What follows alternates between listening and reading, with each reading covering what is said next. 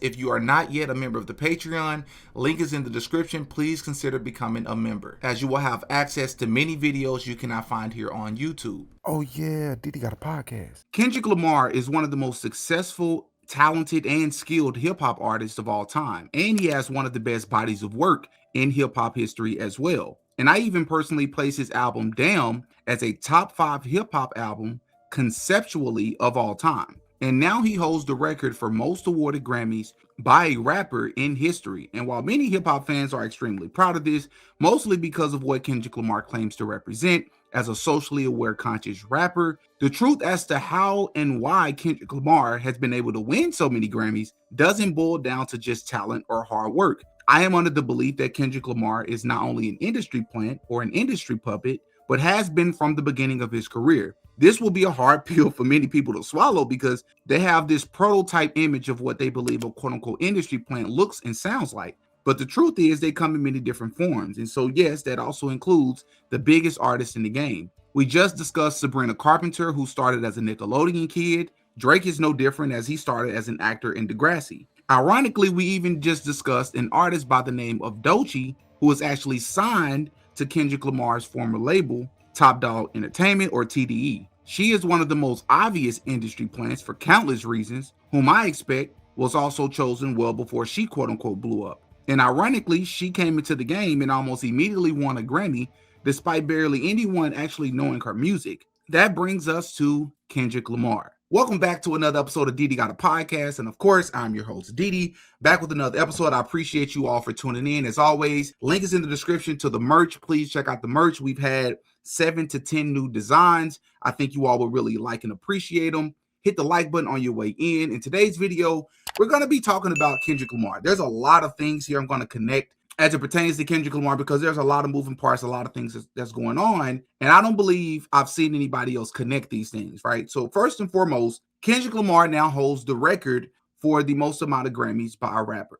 And that number is 27. Now, what's interesting about this is that the person that he usurped, or the person that he passed, that formerly held that record was none other than Jay-Z. And one of the 5 Grammys that Kendrick Lamar won a couple of days ago also just happened to beat out another rapper who actually performed at the Grammys, and that was actually a group called the Clips. But one of the members of the Clips is, of course, none other than Pusha T. Now, why is this important? Because do you all believe it's a coincidence that both Pusha T and Jay-Z, 2 people that Kendrick Lamar just beat out by winning these Grammys earlier this week, these are 2 individuals that was just named together in the Epstein files? And I said in my live that I did 2 or 3 days ago or so that I thought that was a very odd combination. Even though Pusha T has done business with Roc Nation, I still found that to be a bit weird. Pusha T, Jay-Z are just not 2 names you typically hear together. Not to mention Nicki Minaj just a few days ago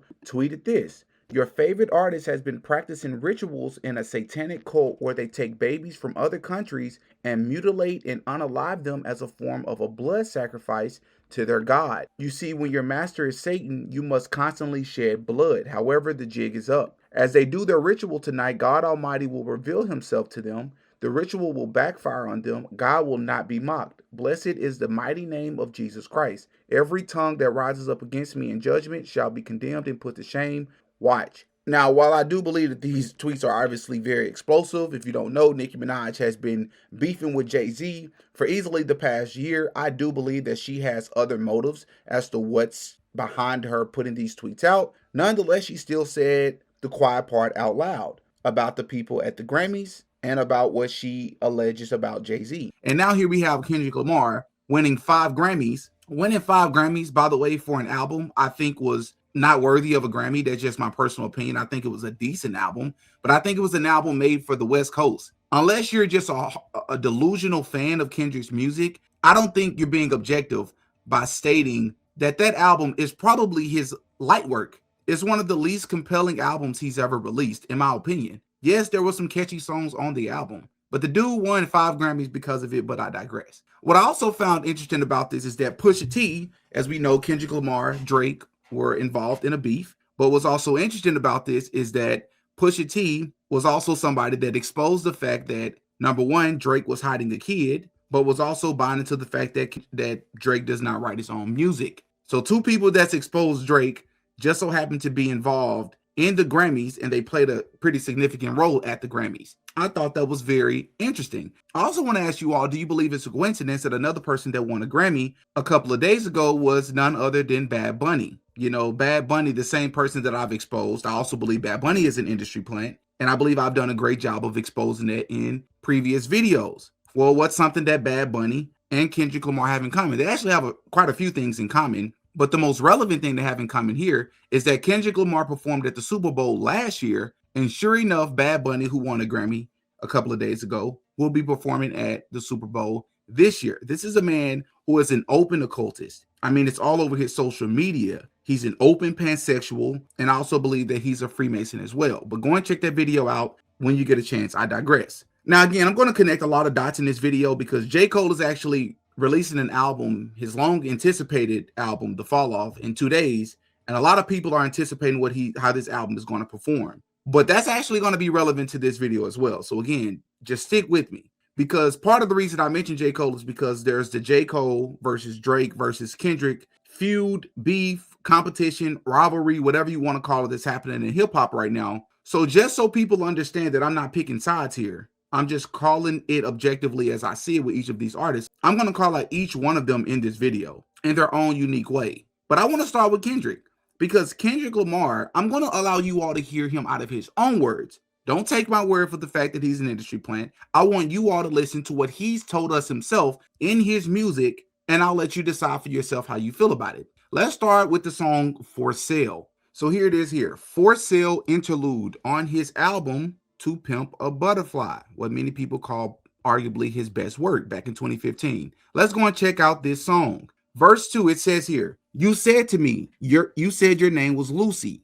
Lucy is short for Lucifer. I said, where's Ricardo? You said, oh no, not the show. Then you spit a little rap to me like this. When you turned 26, I was like, oh shoot. You said to me, remember what you said too? You said, my name is Lucy, Kendrick. You introduced me, Kendrick. Usually I don't do this, but I see you and me, Kendrick.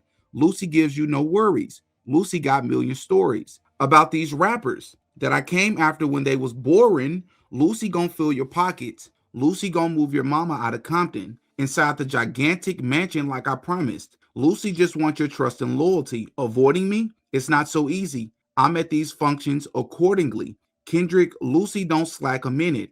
Lucy work harder. Lucy gonna call you even when Lucy know you love your father. I'm Lucy. I loosely heard prayers on your first album. Truly, Lucy don't mind, because at the end of the day, you'll pursue me. Lucy go get it. Lucy not timid. Lucy up front. Lucy got paperwork on top of paperwork. I want you to know that Lucy got you. All your life, I watched you, and now you all grown up to sign this contract, if that's possible. In this verse, it's pretty clear that Kendrick Lamar is speaking about some sort of metaphorical or maybe literal, figurative conversation that he had with quote unquote Lucy, and how Lucy was offering all of these things. At no point in this verse does Kendrick make it clear that he turned down these things. In fact, this verse talks about what Lucy was offering to him, and as we've watched Kendrick Lamar's career, it appears to me that he accepted the offer. As it even says here, all your life I watched you, and now you all grown up to sign this contract, if that's possible. This song also reminds me of the record by DMX. On one of his albums, he has a record, Eminem as well. It seems that all these people have records where they're talking about selling their soul. And part of the way that they get people with these things is that many people want to give them the benefit of the doubt. They don't believe that they'll just so openly talk and admit these things in the records, but they don't understand that this is part of the deal. They have to admit these things. They have to tell people what they had to do to blow up in the industry. And if you don't believe this by Kendrick, by the end of this video, with all the things I'm about to show you, I don't know what to tell you. Or we can go to the record American Dream by Jeezy featuring J. Cole and Kendrick Lamar. You know, one of the rare times J. Cole and Kendrick Lamar are on a song together, and it always seems that one of them decides to sing, mostly Kendrick Lamar, when they get on the record together, when they know most people want to hear both of them rap. But let's go to Kendrick Lamar's verse, because J. Cole's verse is, if there was something in here to point out about him, I would say it. But it's pretty fair, like it's pretty straightforward what he's talking about. He's talking about the drugs that are in our communities. He's talking about the American dream, the hopes of becoming rich, starting a family, etc., etc. But let's go to Kendrick's verse. So at the very, he said, yeah, these streets made for balling, 10 toes. And then, like, if you go all the way to the bottom, he says, I got to feast, I got to relight what is known to the traveling man. So he says, look, I got to eat, I got to make money with, I got to feast, I got to relight on what is known to the traveling man. Set his own, got my Bible and my rifle in my hand. Oh, yeah. So the line that stands out the most to me is this one here. I got to feast, I got to rely what is known to the traveling man. So let's click on this and see how they explain this verse. It says a traveling man is a term used to identify those who have studied and affiliated with the teachings of Masonry. It's customary to ask someone who you suspect to be a Mason, are you a traveling man? Here, Kendrick only has what he has learned and uncovered about the world to rely upon. Religion versus science and their constant juxtaposition. What more evidence do you need than this? In this song, Kendrick Lamar just literally told us that he's a Freemason. He can only rely on what he's been taught, what he knows. But for some of you all out there, you don't think that's enough. What's the big deal? He's a Mason. You must be new to this channel. Let's keep going. Because Kendrick Lamar also believes that he's God. He doesn't believe that he's God of rap. That's not what I'm talking about. I'm sure he believes that as well. I'm talking about he says that he is God. Let's go once again to his own lyrics. So this lyric here is actually wrong. He doesn't say pray to the Omega. He actually says I am the Omega. As a matter of fact, let's go and find the correct lyric. So it says here, I am the Omega. PG Lane, Rolly Gang, SIE, don't you address me unless it's with 4 letters. I thought you known better. So let's move down here. He doesn't stop it there. He says it again. I am the Omega. PG Lane, Rolly Gang, SIE, don't you address me unless it's with 4 letters. He also calls himself a prophet. I'm not a trending topic. I'm a prophet. I answer to Metatron and Gabrielle. So we need to ask ourselves, who is Metatron? He says, I answer to Metatron and Gabrielle. So it says here, Metatron. Metatron, the greatest of angels in Jewish myths and legends. Metatron is not a figure of the Hebrew Bible, but his name appears briefly in several passages of the Talmud. His legends are predominantly found in mystical, Kabbalistic texts. He is variously identified as the prince or angel of the presence, as Michael the archangel, or as Enoch after his bodily ascent into heaven. He is commonly described as a celestial scribe recording the sins and merits of men, as a guardian of heavenly secrets, as God's mediator with men, as the lesser Yahweh, as the archetype of man, and as one whose name is like that of his master. Confirms that Kendrick Lamar is a Freemason. So even though the text misread it, it was supposed to say Gabriel. So let's look at who Gabriel is, since this is the other entity that he answers to. In Judaism, Christianity, Islam, and other Abrahamic religions, Gabriel is an archangel with the power to announce God's will to humankind as the messenger of God. He is mentioned in the Hebrew Bible, the New Testament, and the Quran. So the question is, why would Kendrick Lamar be answering to Metatron and Gabriel and not to God himself? Well, I think we know why. Because Kendrick Lamar is an occultist, and we're about to prove that. Because in one of his videos, he literally presents himself as a fallen angel, which is no different from Bad Bunny, Billie Eilish, and the list goes on. Many people have done this before. He's shown the checkerboard pattern imagery in his videos, and even the song Reincarnated, which we didn't speak about that song in itself deserves its own video, because he literally admits to misleading the masses with his forbidden knowledge and deceptive imagery. So he literally tells us in that song that the way that in which he portrays himself, that being a quote-unquote conscious rapper, is deceptive, and that he has forbidden knowledge that has led to him misleading the masses. He said this in his song, and he won a Grammy for this album. What should that tell you? Not to mention, Kendrick Lamar has so many different performances where, I shouldn't say so many, but he has a couple of performances that are just straight up demonic. He has one performance where his eyes are completely blacked out. So regardless of whatever he's talking about, why would you want to present yourself as a demon? Why would you want to present yourself as something that's possessed, right? That's almost like double speaking, misleading people once again. So for example, if you were to attack a person, but while you're attacking them, you're saying nice things to them, it would be very confusing. It's confusion. which once again is a Freemasonic tactic. Why would you want to present yourself this way? He has another performance where I've spoken about this many times before. He has the crown of thorns on his head, which is iced out crown of thorns. It's blasphemous, it's wrong, it's disrespectful. And it's also interesting because I've spoken about this before. You will notice, we've already played the clip many times on this channel, how Kanye West and other artists have admitted that in contracts in the music industry, they state that you are not allowed to say the name Jesus Christ in your music. God is better than the devil. The devil took all the producers, the musicians, the designers, moved us all out to Hollywood, moved us all out to New York, chasing gold statues. Literally signing a contract and selling our souls. They got contracts out there that say, you can't say Jesus. When we was working on this album, people used to be coming over the studio just to say Jesus as loud as they wanted to. You can say Jesus in your studio. Well, don't you find it very interesting that it's always the religion of Christianity or the quote unquote followers of Christ that are always the ones that are being mocked? Because the people that defend Kendrick will say, no, this picture, these videos, when he's doing this is his creative way of saying he's not your savior. No, it's not. Listen to his lyrics. I just showed you his lyrics. He's telling you who he is. Let's go back to Family Ties because there's something else I forgot to show you. Because down here, he literally says, the facts mean this is a vaccine and the game need me to survive. The Elohim, the rebirth. Before you get to the Father, you got to holler at me first. Last time I checked, the scripture says that Jesus Christ is the way, the truth, and life.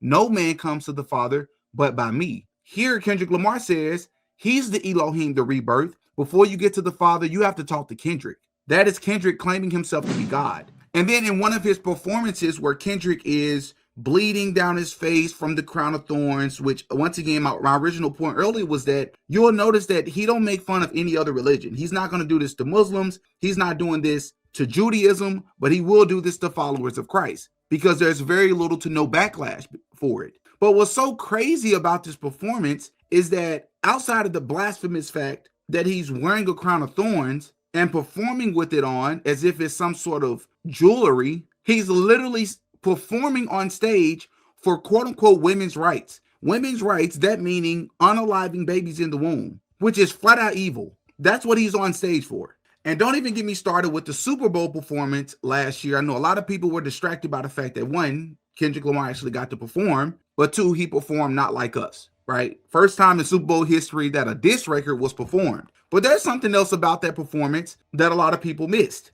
because once again, this performance proved that Kendrick Lamar is an occultist and a Freemason. From the fact that it started off with a portal with the forbidden fruit. I know the scriptures don't exactly tell us the fruit. The Bible don't tell us what kind of fruit it is, but we know a lot of people typically consider that to be the apple, which is my belief as to how Apple actually came up with the title and design of their company, the forbidden fruit, which is why part of it is bitten off. So it starts off with us going into a portal, much like the Travis Scott concert many years ago, where all those people lost their life. They had a portal on stage. Samuel L. Jackson was directing the show, and he was representing Uncle Sam, right? That was a play on his name. But what's something that's interesting about this is that Uncle Sam is also a Freemason. So you have a Freemason directing Kendrick Lamar's show. And then you had all types of Freemason imagery and poses. You had the hangman. You had another one where they had their hands up to the side. That's a Freemason pose. They also had the alchemic imagery, such as the upside right triangle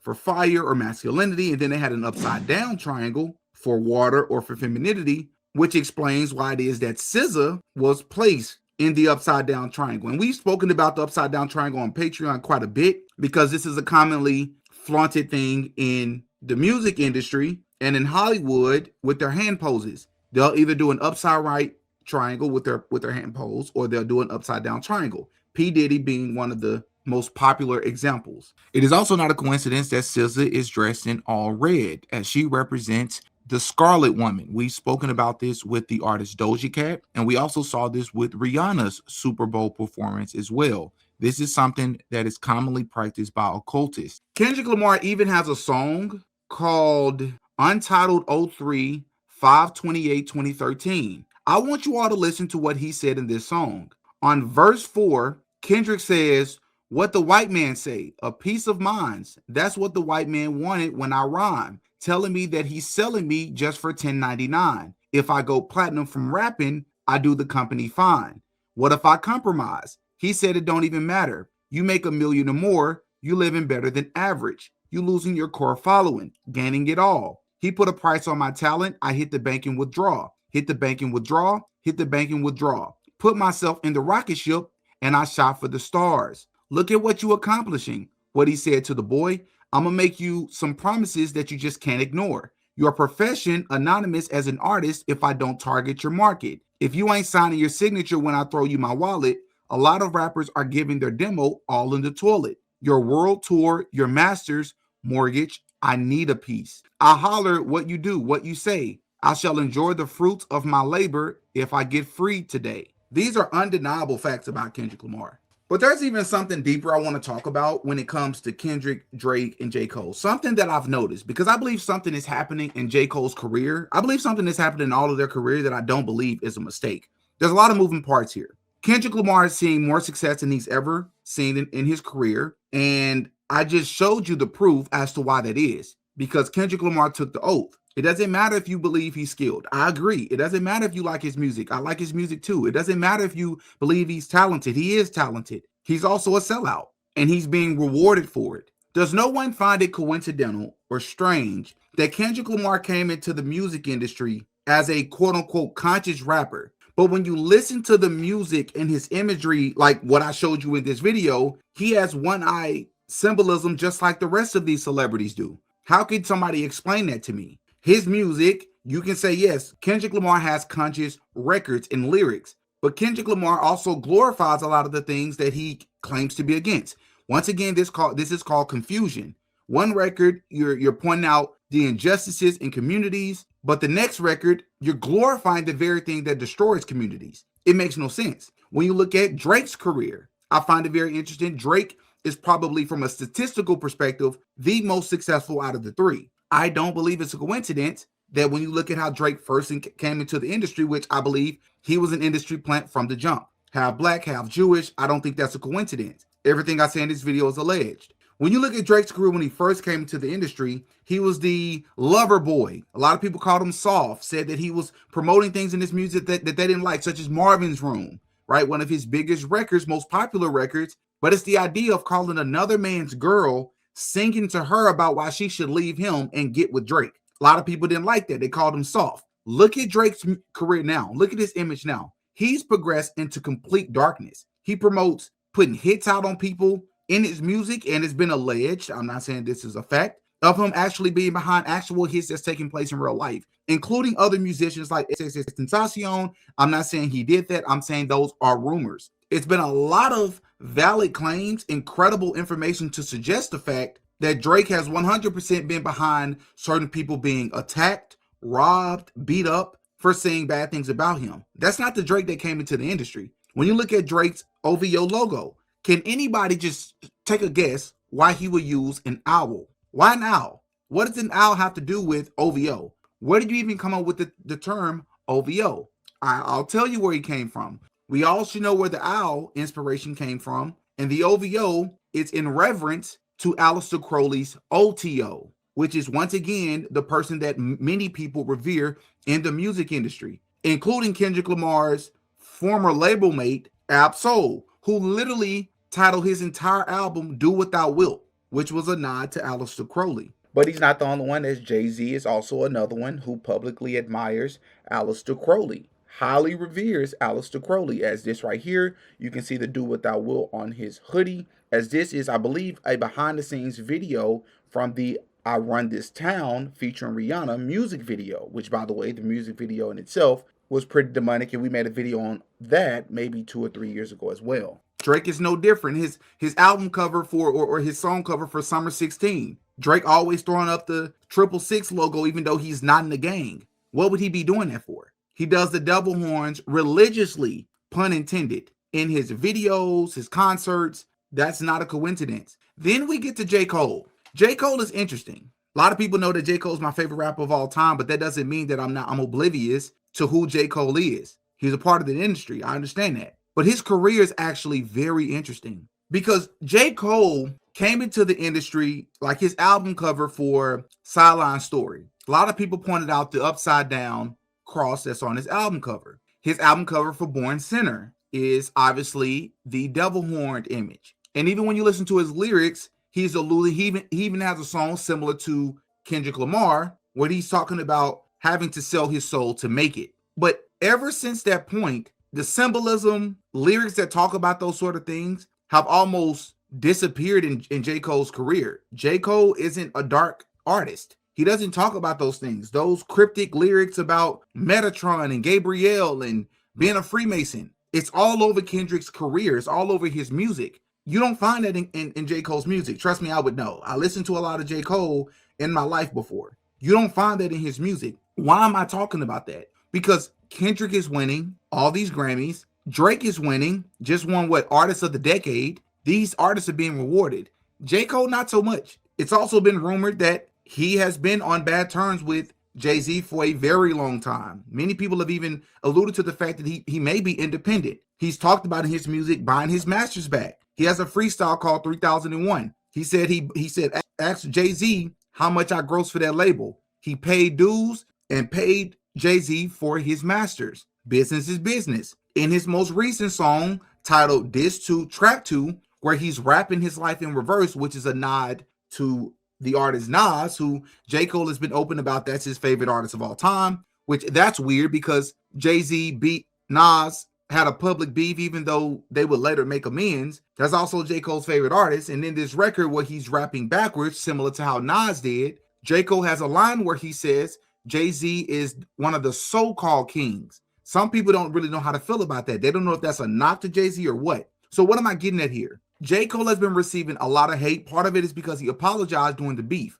But could that really be what's going on here? Also, when you consider the fact that you got Cameron, who waited just 2 days before the album comes out to drop on his episode, even though the news came out weeks ago, he decided 2 days before the album comes out, the week of J. Cole's album release, to speak about some beef and the reason that he's suing J. Cole, which once again is more slander towards J. Cole, which I found that to be very interesting, the timing of it all. Because I believe that there are other things that are taking place. It could be some sort of orchestrated effort because J. Cole has bought his masters back. He's doing his own thing. He didn't go down the lane of promoting and glorifying street violence like Drake has done, like Kendrick has done at times. He hasn't promoted a lot of the occultism in his music the way both Drake and Kendrick has done throughout their career. His Dreamville clothing and things of that sort isn't very dark. So I just wonder if there are other politics that are happening behind the scenes to punish J. Cole. And I don't mean like totally punish him, because obviously he wouldn't even be in the industry anymore, let alone grossing these high numbers whenever his album drops. But I just wonder if he's being semi-punished for not doing some of the things that Drake and Kendrick sort of gave into. In J. Cole's song Heaven's EP, he says Drake and Kendrick Lamar are superstars to him. But a lot of people fell for the bells and whistles. What does that mean? He says, so when people see him out, he moves awkwardly. Maybe it's because he's afraid of his luminosity. What does that mean? I wonder, we can only speculate. I wonder if that just means the things that I was supposed to do, the things I'm expected to do in this industry, I guess I'm afraid to lean all the way in and do the things that they want me to do. Then I would win these Grammys. Then I will be respected and supported more in the industry. And again, this isn't to let J. Cole off the hook. It's just trying to objectively analyze how their careers all progressed and some of the weird things that are taking place. So, for example, Jay-Z and J. Cole being rumored to not be on good terms. Fat Joe and Jadakiss, two rappers who have a podcast together. Fat Joe just recently criticized J. Cole. What was interesting about that is that the Fat Joe and Jadakiss podcast are literally in business with Roc Nation. So many people believe that Fat Joe got permission from Jay-Z to criticize Cole, to once again further help shape this narrative around J. Cole. Y'all missing the point. Y'all ain't hearing it. Nobody's paying attention to what's saying. No, pay attention to what's being said. Watch this. Fat Joe says, y'all want me to get this to get 100 million? Who is the y'all? Roc Nation. The motherfuckers is telling him that's running the business. So he got permission from them to go at Cole. Oh, I ain't gonna lie. You just took it somewhere. You just somewhere I didn't even think of. Yo. Bro, he got permission to say that. He's with them. By the way, and then now you see all of the things about Jay-Z and J. Cole might have a beef now. With there also being rumors out there, one day that J. Cole, Drake, Future were talking, Jay-Z walks into the room, walks over, and just literally says in front of everybody to Drake to give J. Cole a hit record. Also said that he was at one of the functions, him and Eve and Future and Drake was there, and they're really close. So they all got together and they was talking, having a good old time, exchanging jokes, laughing and shit, having the time of their lives. Sure. And then Hove got there and he seen them all together and he walked over to them and he was like, "Oh, give him one." Talking about Drake should give Cole a hit, and then he walked off. And left. So disrespectful. That is very disrespectful. And then earlier I mentioned the fact that Kendrick Lamar performed at the Super Bowl last year. Well, do you know who's the person who gets to select the artist to perform on the halftime show? Jay-Z. Only the person that J. Cole signed to. Jay-Z had an opportunity to place his artist, J. Cole, in that position, but he chose not to. And from a business perspective, it made the most sense because Kendrick Lamar had the biggest career of his life. But you couldn't find a way to fit J. Cole in? No. And people have noticed that. Jay-Z, J. Cole have not had a feature together in over 15 years. That is a very long time. So it just once again makes you wonder what's really going on behind the scenes that sort of dictates how a person's career goes. But as always, this video is way longer than I thought it was going to be. Hop in the comment section. Let me know what you all think. I always appreciate hearing you all's feedback. As always, I'm Demetrius. I go by Diddy. I'll catch you all in the next one. Peace.